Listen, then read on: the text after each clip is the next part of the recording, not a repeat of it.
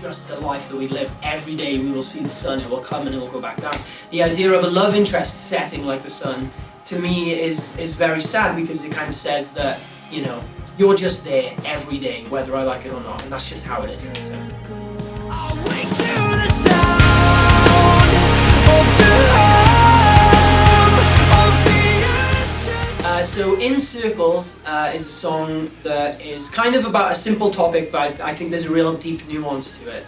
And it's about the kind of cyclical nature that we as people go through in day-to-day life, the rituals that we go through, and the habits that we have, and the fact that, you know, it is so easy to live a simple life that does the same things over and over again, but it's so hard to dream and so hard to aspire.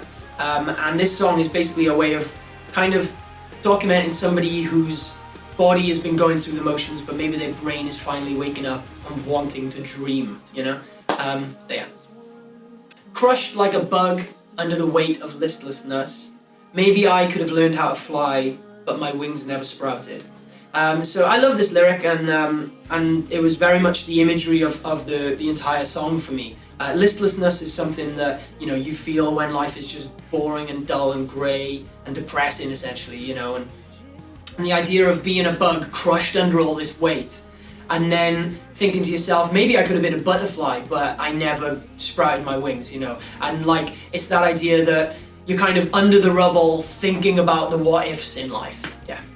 People just go on and on in circles, So this was kind of the key. I do this thing quite a lot where I'll name a song and then I'll work backwards, and this lyric was the first one, and I came up with just this simple idea of just people just going on and on in circles, and just, it was more a commentary on everybody else, you know, looking around at day-to-day life and seeing everyone and just thinking how, you know, they were just doing the same things over and over.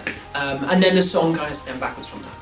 I wake to the sound of the hum of the earth just spinning around, and there's not much for me to do but count the days and look at photos of you. So the opening lyric of that chorus, to me, was a very important, poignant one, because I wake to the sound of the hum of the earth just spinning around. It's such a stupid non-sentence when you really think about it, but the idea was that the narrator had such little going on in their lives that they would wake up and they could hear the planet moving on, and they could hear life crawling forwards and them not doing anything. And then the lyrics after that, there's not much for me to do but count the days and look at photos of you. It was introducing a new narrative that maybe this person was in a relationship that was also kind of cyclical, and there was nothing to do other than just think about their love interest. And that's something that I do brush upon quite a lot, is the idea of love as a crutch rather than a necessity.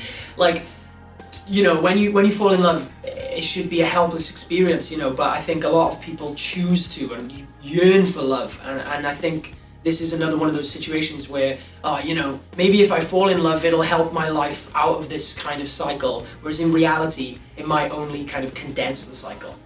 I was a fool to have thought that I was worth more than just a short life and a lifetime under dirt. So that line is very, very simple, and it kind of says that the narrator is finally reaching out and thinking about evolving, but then thinking how foolish I was to even try, you know. And then the idea, I guess, of a short life and a lifetime under dirt, to me, is the idea that, like, the time we spend above the ground is contextually nothing compared to the time we spend below it. So yeah. Dare to dream, that's what you told me, there's more to life than just your reluctant love, your begrudging touch, you've set like the sun, maybe that's enough.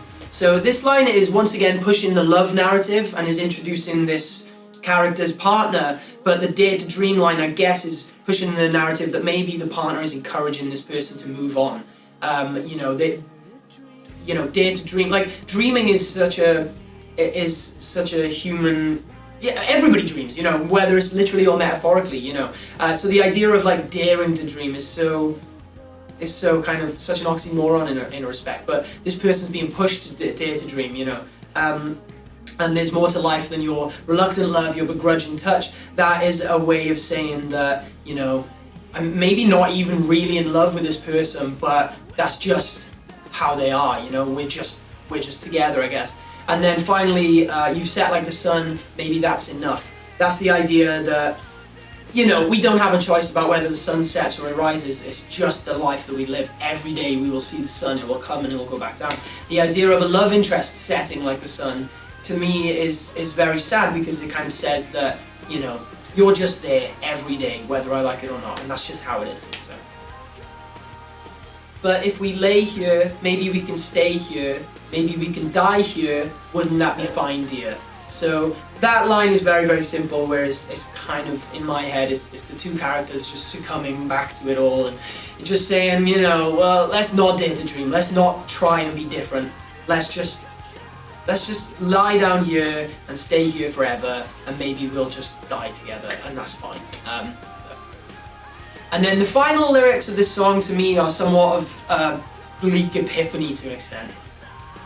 I live my life inside of this cocoon, just like a flower too afraid to bloom.